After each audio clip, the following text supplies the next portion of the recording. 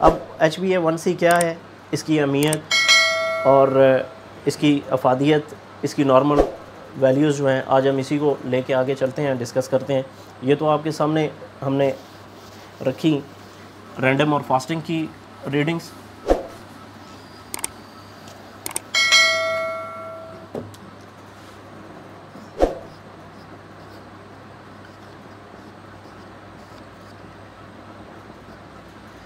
इस वक्त जो सबसे मोतबर टेस्ट जिसे हम कह सकते हैं, इसके अलावा एक और टेस्ट जो है GTT भी करवाया जाता है। सॉरी, ये रह गया, ये भी आप चौथे नंबर पे लिख लें, ग्लूकोज टॉलरेंस टेस्ट जिसे कहते हैं, ग्लूकोज टॉलरेंस टेस्ट। ये जो है इसको 5 रीडिंग्स ली जाती हैं और 5 मुख्तलिफ ओकेजन्स पे जो है वो टेस्ट जो है वो लिए जाते हैं। ग्लूकोज टॉलरेंस टेस्ट में उसे ग्लूकोज पिलाने से पहले भी ली जाती है उसकी रीडिंग, उसके अलावा बाद उसे एक मखसूस मकदार जो है वो ग्लूकोज की पिला के तो फिर जो है रीडिंग्स ली जाती है और फिर एट द एंड जो है वो रिज़ल्ट निकाला जाता है कि इसको शुगर है या नहीं।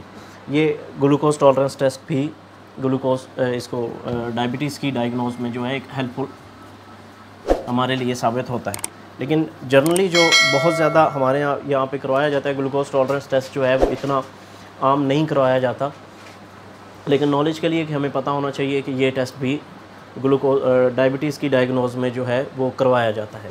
HbA1c की तरफ आते हैं। HbA1c में पहले एक लफ्ज़ जो है हमारे पास HP है, तो यहाँ से हमारे जहन में आता है कि इससे मुराद जो है वो कोई ब्लड से, क्योंकि ब्लड से ही हम सैंपल कलेक्ट कर रहे हैं, तो ब्लड से ही हमने डायबिटीज़ की डायग्नोस करनी है। तो उसमें खून का एक जुज़ जो है, बहुत अहम जुज़ जो है वो हीमोग्लोबिन है। ये HB जो है उसी हीमोग्लोबिन को जो है वो रिप्रेजेंट कर रहा है।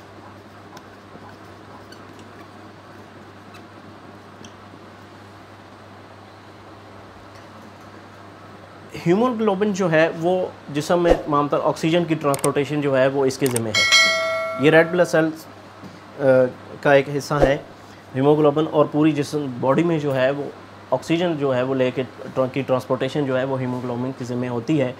हीमोग्लोबिन का जो आयन है एक, ये ग्लूकोज आयन, ग्लूकोज जो है के आयन जो है वो हीमोग्लोबिन के साथ अटैच हो जाते हैं इस तरह, और ये फिर ब्लड में जो है वो ट्रैवल करते हैं। जैसे कि हमें पता है, हम जानते हैं ऑलरेडी कि HB जो है एक ब्लड सेल की जो लाइफ है वो 120 दिन है, यानी 4 माह।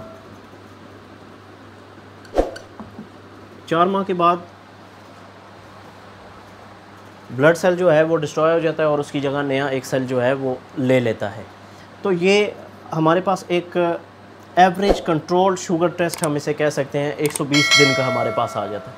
क्योंकि जब ग्लूकोज जाती है और वो HB के साथ अटैच हो जाती है, तो जब तक ये HB ज़िंदा है ये ग्लूकोज का आयन इसके साथ अटैच ही रहेगा और बॉडी में जो है वो ट्रैवल करता रहेगा। तो जब हम ये टेस्ट लेते हैं तो हमारे पास एक एवरेज कंट्रोल शुगर टेस्ट आ जाता है कि ये पिछले हमारे पास लास्ट जो है 120 डेज़ का रिकॉर्ड आ जाता है कि 120 दिनों में की एवरेज शुगर जो है वो ये रही होगी।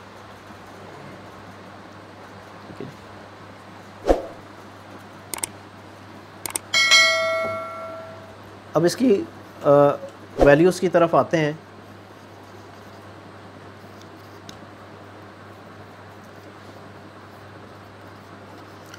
इसकी जो नॉर्मल वैल्यू है वो 4.6 से 6.4 ये परसेंटेज में आती है।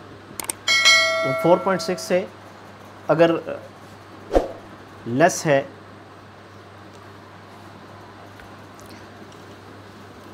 4.6% से अगर लेस हमारे पास रिज़ल्ट आता है तो हम इसे नॉर्मल HbA1c कहेंगे और ये नॉन डायबिटिक होगा। इस पेशेंट को हम नॉन डायबिटिक कहेंगे। इसी तरह अगर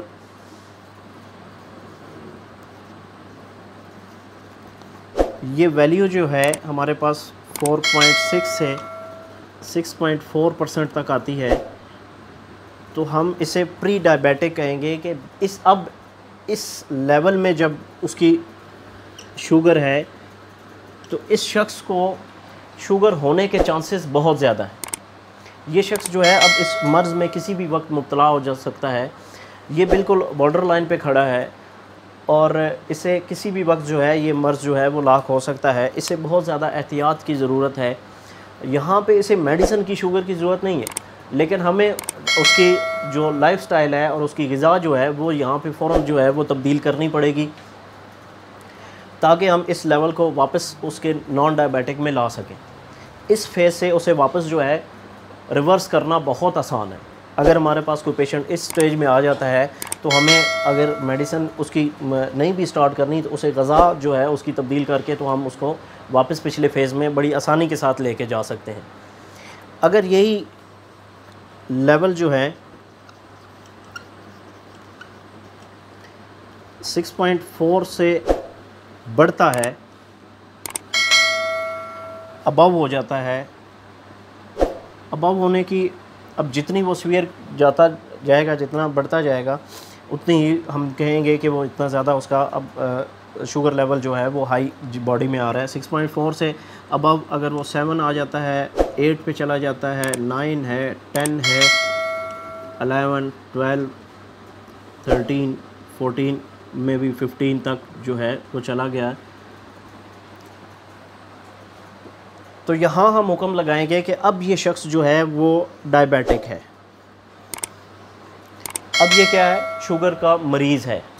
यहाँ पे हम कहेंगे कि ये डायबिटिक है। इससे पीछे वो डायबिटिक नहीं था, उसे ख़तरा था शुगर होने का, लेकिन जब 6.4 से अबव आ गई, 7, 8, 9 या हमारे पास 10, 11 तक उसकी रीडिंग आती है, तो हम कैसे कहेंगे कि ये अब शुगर का मरीज़ है।